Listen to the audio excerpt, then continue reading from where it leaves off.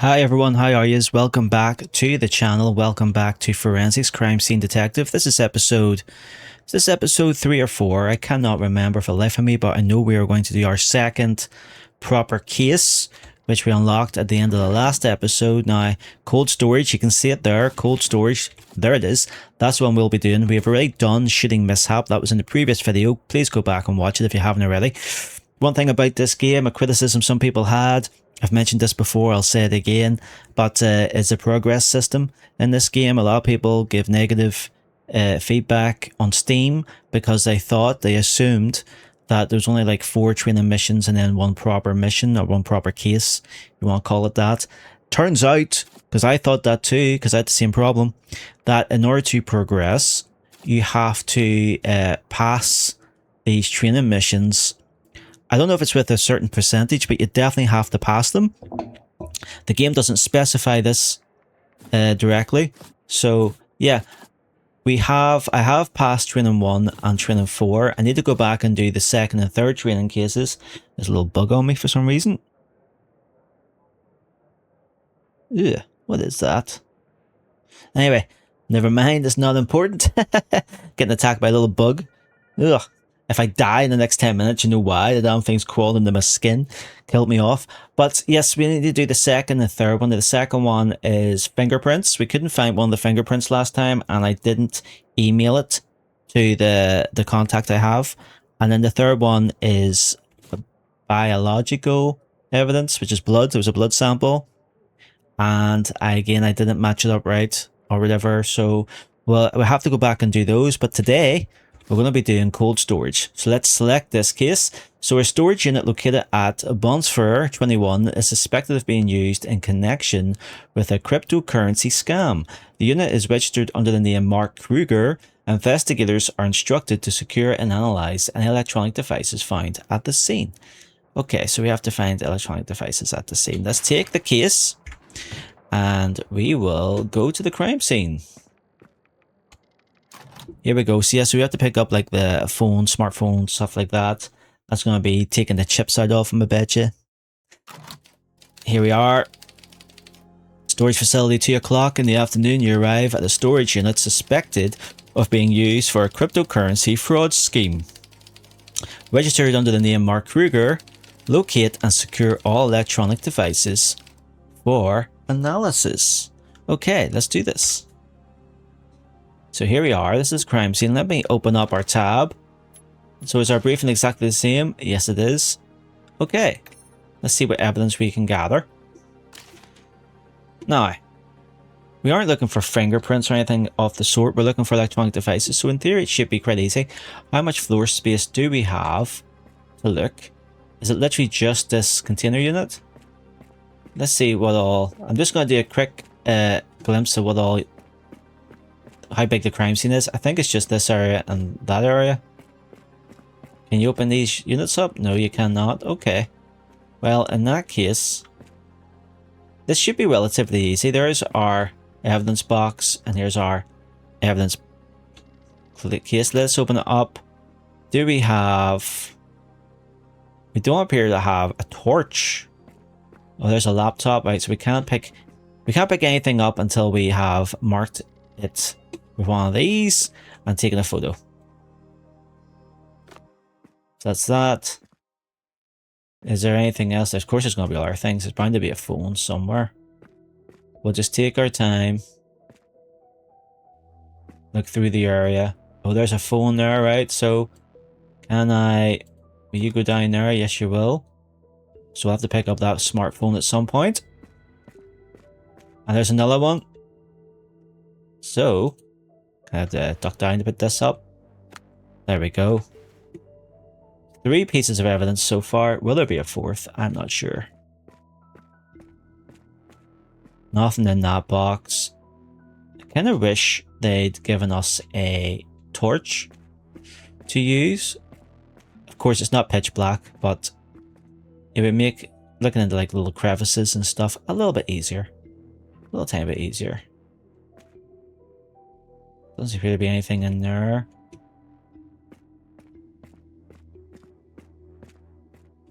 Right, let's put our evidence markers back, and now we take pictures of everything.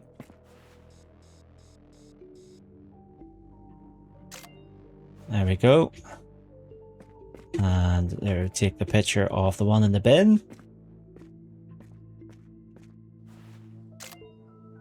And there's another one over here, of course. Okay, so I should be able to pick these things up now.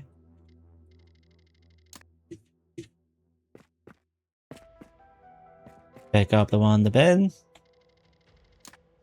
And pick up the laptop. And I wonder if that's everything.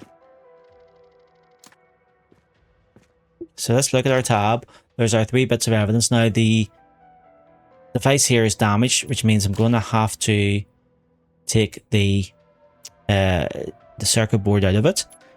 We don't appear to have a password though to get into anything.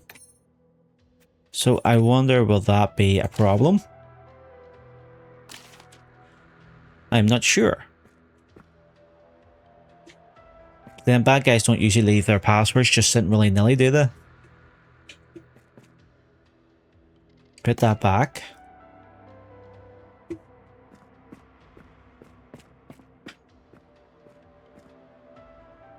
Again, just take another quick glimpse just to make sure we haven't left anything behind. Missed anything of the sort. I wish I could open like this box, for example, and take a peek inside just to make sure there's nothing in it. You know, I wish we could do things like that.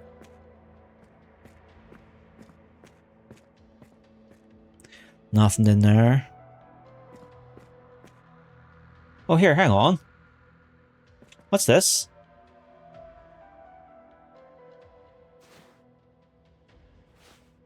Is that another smartphone? Let me just check my... yeah, I picked up the 3 smart... That's another smartphone. I didn't even see that. How could I not see that? Okay. I'll put you back. I need the evidence marker, please. Thank you. I missed that. Right. Now let's get back up and get the camera before we can pick it up.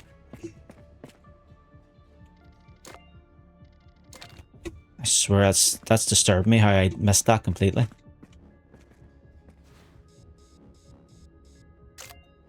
There we go.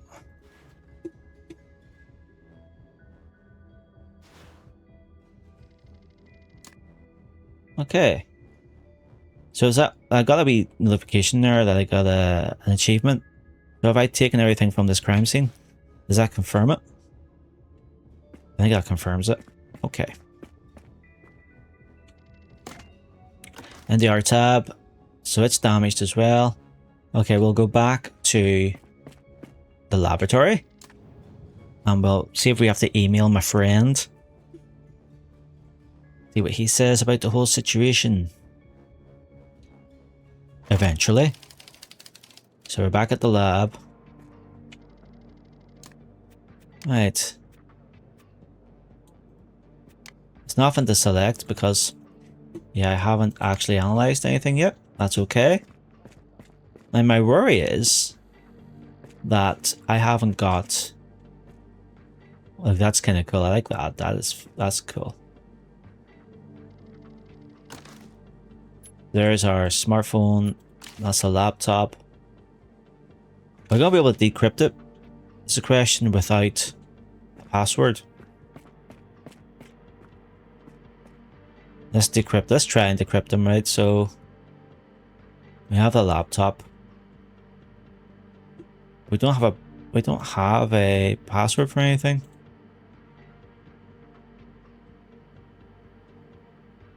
Oh, we can still okay, we can still do it without the password. Let's go back and pick the laptop. We don't have a password, so let's start decrypt and see if we get anything. What we might need to do with the damaged ones is remove the chip, I imagine. But we'll let this do its thing. See what information comes off it. Here we go. Let me export the results. Let's go back again. So there is one here. That's not damaged. We can start decrypting it. While we're doing that, we'll take a look at the results. Let's take a look at them. Open the case file. So here's the stuff here. Planning files pertaining to a Lunar Dodge meme coin project were discovered on the laptop. The files contain prepared promotional text, social media posting schedules, and a spreadsheet listing wallet addresses. 3 of the wallets are designed as main, backup, and exit. Furthermore, a note states post-launch destroy mobile devices. No recovery possible. No trace back to us. Well, that sounds dodgy, doesn't it? So it seems like these boys are having some kind of a scam. Let's export the results of that. Let's take a look.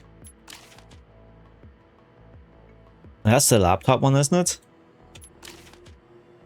No, that's a different one. So analysis of the device indicates access to a wallet designated as exit on the laptop. This wallet received several large transfers shortly after the routing from the main wallet. Subsequently, the associated app data was deleted. A saved note reads, post-exit, delete accounts, destroy mobile devices, leave the storage. Well, that's the smoking gun if ever I saw it. Now, just to make sure, I'm going to try and do it with the damaged ones. They're damaged, so what I'm going to have to do, just to be thorough, is remove the chips. So here's the first one we'll do. Okay, maybe not. Let's get this chip out of it. Now, this is a very slow process. I don't want to damage the chip, so you gotta keep an eye on the heat, and then you only have so long to get the chip back. Oh, see, it's starting to go a bit right. That means it was close to being damaged. We don't want to damage the chip. Got it out, thankfully. There we go. So we can now exit that. Let's pick up our chip, and we can decrypt it. Let's go back again. There's a chip there. Skip that. Let's decrypt that. While we're doing the decrypting, I was going to say that again, we will do this one. So it's the same process, just very slowly. The sniffles coming on, hay fever time. We don't want to overheat it. There we go, chip's loose. And we'll get her in there. That's it, let's take it out. And we will get the results of this. And while we're doing that, we will do this one. Let's take a look at the results. So, is this one? Yes, so wallet access credentials and transaction data were discovered on the device. The stored wallet address matches the address marked as main on the laptop. Shortly after the coin's launch, multiple deposits were received there. A few minutes later, the amounts were forwarded almost entirely to a second wallet. Okay, so these boys are doing something bad. I don't really understand, like, cryptocurrency, to be fair.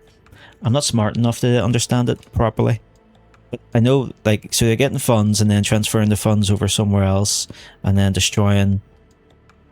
Yeah, anyway. Someone smarter than me can work this out. Okay, here we go.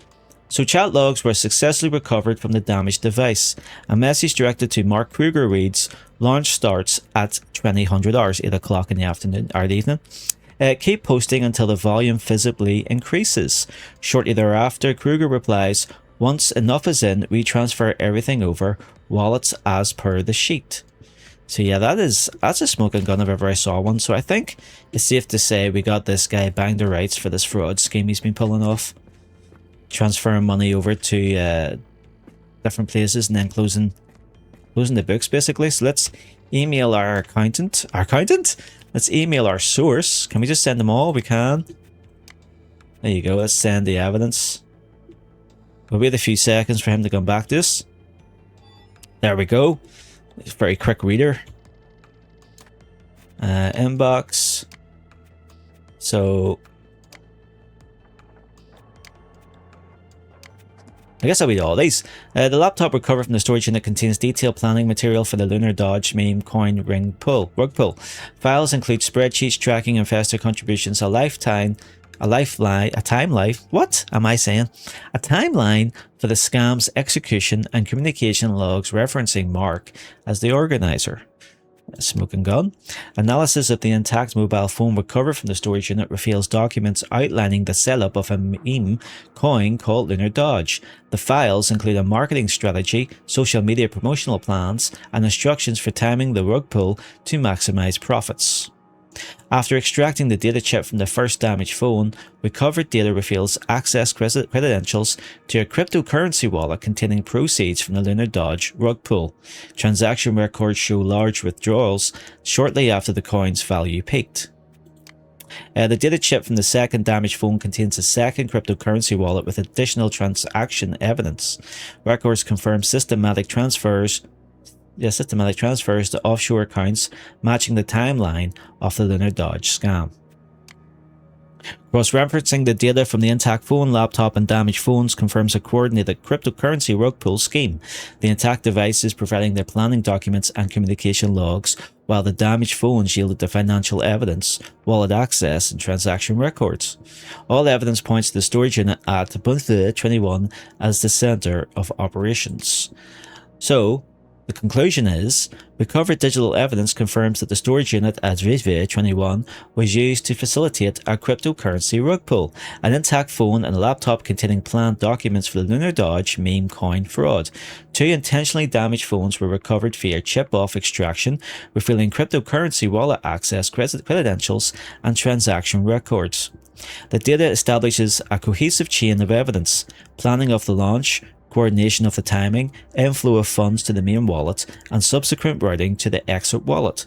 Confronted with the recovered device data and wallet linkages, Mark Kruger admitted to organising the scheme. So there we go, we got him banged the rights, that son of a bitch. So I think we can close the file. Yes, let's close the case. So there we go. So he was admitted to being the organiser of the scheme. We got him. We got him. So, what did we not do? Only 78 out of 100? Didn't find the password. The password must have been in there somewhere. Maybe it was on the wall or something, we missed it.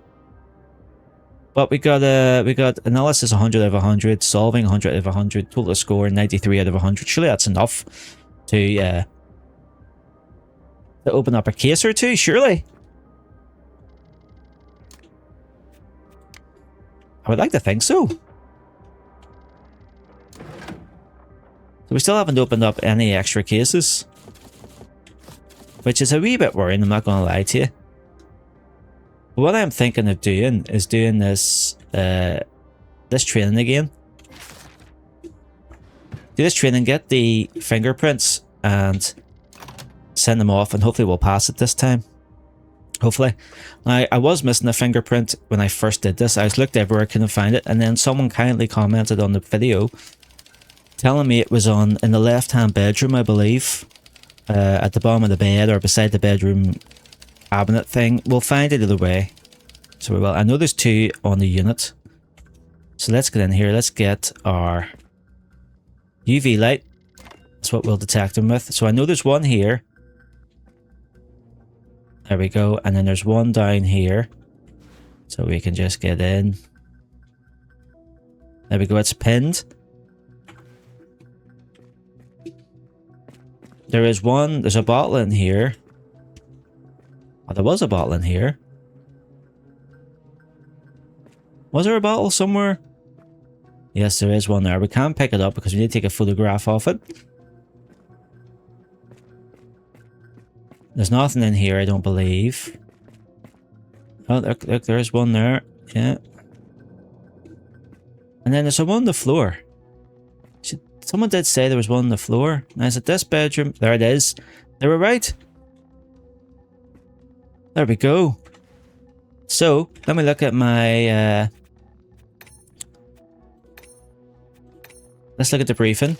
So we got 4 fingerprints and a bottle with fingerprints. Okay, that's good, because we've got everything we need now. So let's take our... We'll put our UV light back. Let's pick up our case lid. We'll get our evidence marker so we can pick up this bottle. There we go. Get the evidence marker down. Take our camera. Get a nice picture. There we go. That's lovely. Lovely. Let's take the bottle. Thank you very much. Now, here's the thing with the fingerprints. Do I have to take pictures of them? I think I don't know. We'll see. I'll put the evidence marker down and see if it works. Oh, no. Let's take the evidence marker. Thank you.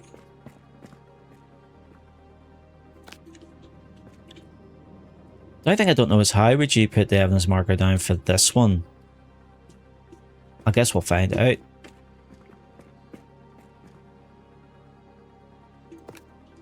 And then down on the floor. Okay. Okay. Let's get back up again. Get our camera.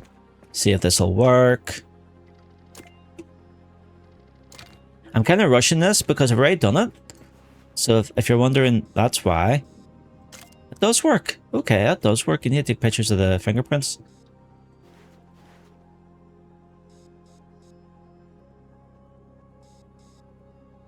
Ah, here, maybe we should have put our evidence marker there then. Can I pick the evidence marker back up? I can discard the evidence marker, yeah. That's okay. So what I'll do is I will take some more pictures. Where's the other one? In the other bedroom, you silly boy.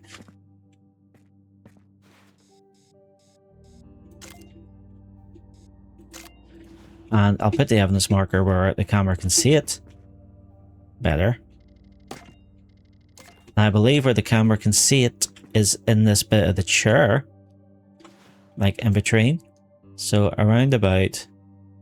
Oh, nice job putting the dot there so you don't confuse the 6 with a 9. That is a smart way of doing it. Alright, let's put this back. Get our camera. Hopefully this will work this time.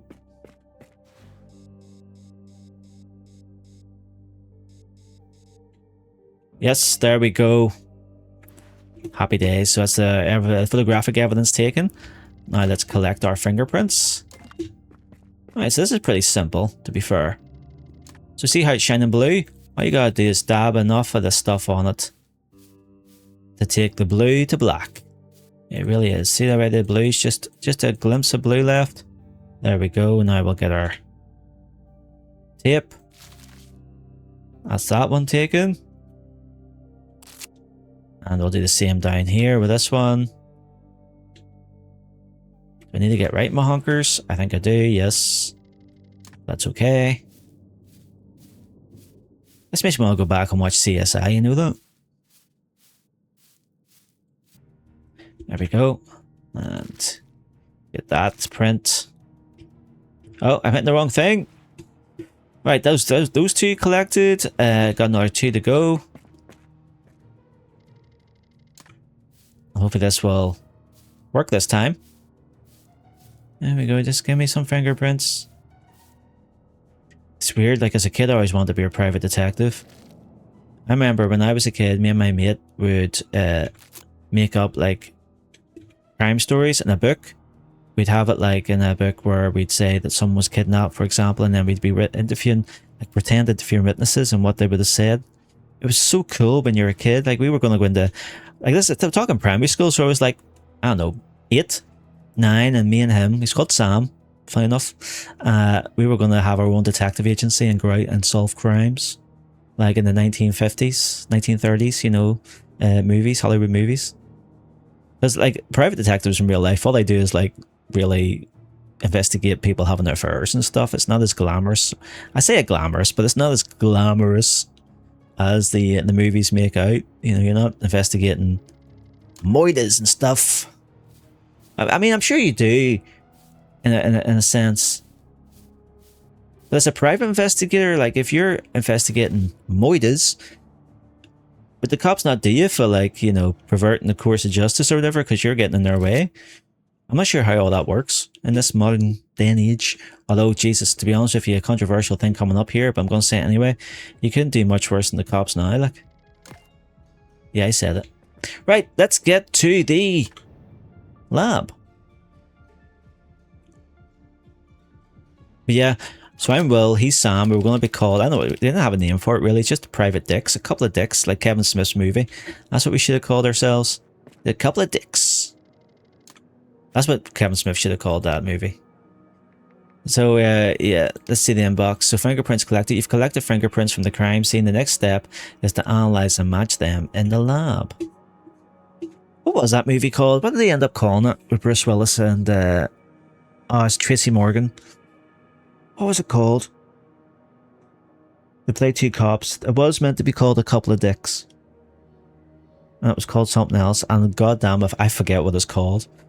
That's the one where, you know, he had a run-in with Bruce Willis and then proceeded to say how bad he was working with him for years. Alright, where's my fingerprint scanner? Is it in the other room? It probably is in the other bloody room, you know. Fingerprints. That's to have blood samples in it? Yeah, DNA profiles. So there's my fingerprint scanner over here.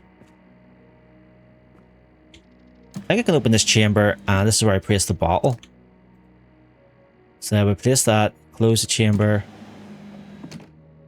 and then do we extract the evidence this way? Yeah, we do. But where do we do the actual fingerprint analysis? I can't remember. 99%. Thank you. So we'll take that. Let's see, what does it say? Just a fingerprint off the bottle. Yep. So, where do we do our fingerprint analysis? That's for extracting fingerprints.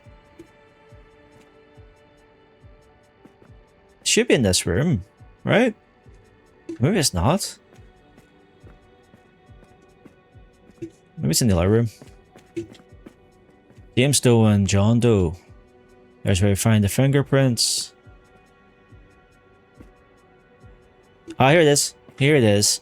Let's compare the fingerprints. Okay. So we have James Doe. Sorry, was that James Doe? Yeah, James Doe. So here's the first fingerprint. Is it the same one?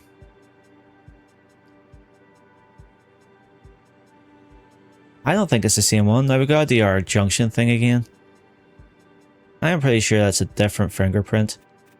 I'm sure there's no match. Yeah, there's no match there for him. Fingerprint 2. Again, that doesn't look like a match to me. It looks like more like a match to the previous one. So I'm going to hit no match. Fingerprint 3. Now we're talking. This looks better. Yeah, so we've got a junction here and a junction there. We have a junction here and a junction there. We have a junction here and a junction there. So moderate. We'll keep going. We'll keep going. We got a junction here and a junction there. Strong evidence. Now I got another junction here and another one here to there. I'm going to say that's a match and export that. Going to fingerprint 4. Again, I'm pretty sure this is a match, but just to prove it. Oh, sorry. We need to pick our delta, which is like a triangle bit. I'm going to say there and there. Yes, that's right. And then junctions. I think the junctions are the easiest ones, personally. Well, a loop there and a loop there. There we go. And then the junctions. There's a junction. There's a junction. There is a junction there, and I believe it matches to this one. Yes. There is a junction there which matches to this junction, and it's very strong. And then just to... There we go. So I can say that's a match, which I'm pretty sure of. And the next fingerprint, which again does look like a match, so we'll just to confirm it, we'll do our junctions again. And that matches up. We have a loop there. It matches up with that one. A delta, of course, is the triangle bit. It matches up with that. So that's very strong. So I'm going to say that's a match. Okay, so we're going to exit that. Pick up our results. There they are. So that's a match. That's a match. There's a match. No match. No match. But I'm pretty sure that those other two things match John Doe. So I think I'm pretty sure right now, looking at you, that that's a match. Let's look at any junctions. Not as many junctions in this, guys, but maybe enough to work with. Oh, that didn't work out too well. It's okay though. No, what are you doing? Discard. Get away. Get away, wee. Yeah, so a junction there to a junction there. So that's strong. There's a delta here to here. Very strong. So I can say that that's a match. This one, again, I can definitely 100% tell you that's a match. There's absolutely no denying the fact that this matches this one.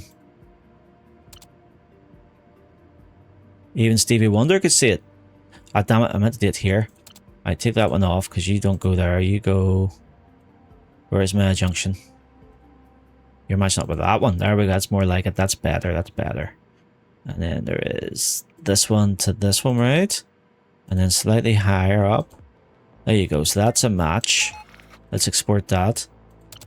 This is no match. That is no match. And that is no match. So there we go. Go back, exit it. Let's get these results.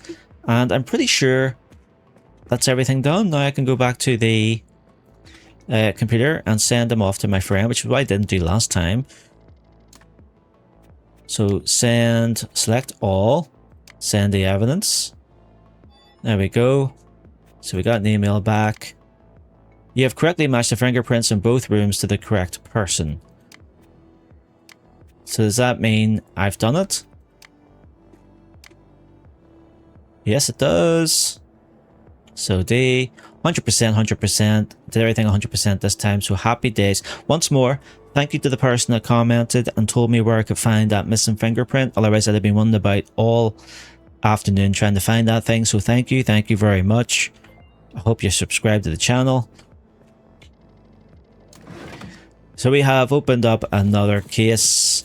This is another robbery, but we won't look at that yet. We'll look at that in the next video. Yes, so thank you so much for watching. I hope you're enjoying this series. It's actually becoming a lot of fun. I like how in the actual cases you get a bit more information and you can kind of piece together the threads, you know, like that scam, that fraud case we did. That was a lot of fun. But yeah, thank you so much for watching. Hopefully you like this video. If you did, give it a like, subscribe to the channel, and I'll see you again in the next one, all being well. Until then, bye for now.